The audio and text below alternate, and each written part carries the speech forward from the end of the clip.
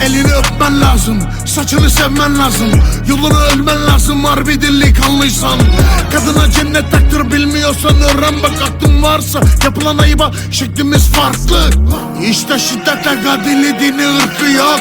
Sessiz kalmasın kimse, bu işin sonu yok. Dönüp de kendini delikanlı sanığın da çok. Bunları attın içeri ya da biz aynı yere sok. Kadını dövene, itene, yakana, yıkana bildir. Erkekliğini bozarım senin, kalkan elini indir. Ortama dalgana, kavgana, adamlığın eksik. Bu gevşe bir şeyler diyeceğim, çok ayıp kes. Şiddet, nefret, öfke, imdat, kanlar, çığlık, sansür, süsler, beter, yıldık artık yeter, bulut kıya. Ya korkma sese, terk et, kadın değil insan. Önce herkes töre, namus, vahşet, kader değil bizzat. Ya sözünü yüksel, sesini değil. Cahillik etme, insanlar gülmek ister, susmak değil. Üzerine yakışanı giymek, özgürce sokakta gezin. İstihdam lazım kadına, daha çok istismar değil. Son kez olsun son kez, cennet benim bir kez. Ayaklarımın altında yine yokmuşum, ölüyorum aslında. Lütfen ölme lütfen, lütfen ölme annem.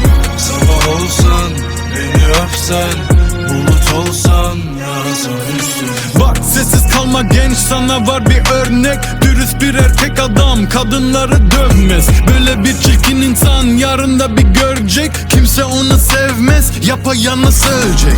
Kızlara saldırılmaz, el kaldırılmaz. Yine eşini dövüp ve yine mi sen aldın bir şans? Eski zamanı bırak moruk, bu yanlış bir tarz. Kendini sakırıyorsun ama aslında senin altını sak.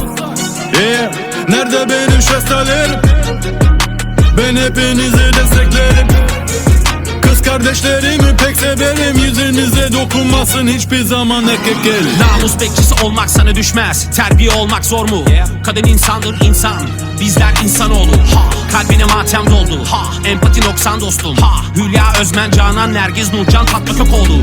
Şüpheli ölümler, kıskançlıklar, baskılar adet olur. Sana kimse bir cariye olmaz. Dingil neyini bu aptal gurur? Nalet töreleri batsın. İbreti alem utansın. Her sene %31 oranla cinayet artar durur. Herkesin aşkı değerli, herkes kıskanır elbet. Ama şiddet farklı bir eylem. Söyle bu nasıl bir nefret? Ya medet ya insaf, söyle nerede bu hakkaniyet? Bu dava cinsiyet değil, tamamen insaniyet. İnsaniyet. Bir kez olsun ses verin. Bir kez olsun ses verin. Son kez olsun son kez, cennet benim bir kez. Ayaklarımın altında yine yokmuşum, ölüyorum aslında. Lütfen ölme lütfen, lütfen ölme annem.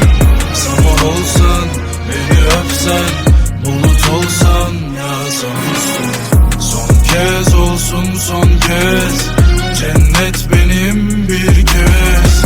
Ayaklarımın altında yine yokmuşum, ölüyorum aslında. Lütfen ölme lütfen, lütfen ölme annem. Sabah olsan beni öpsen, bulut olsan yağsan üstüne.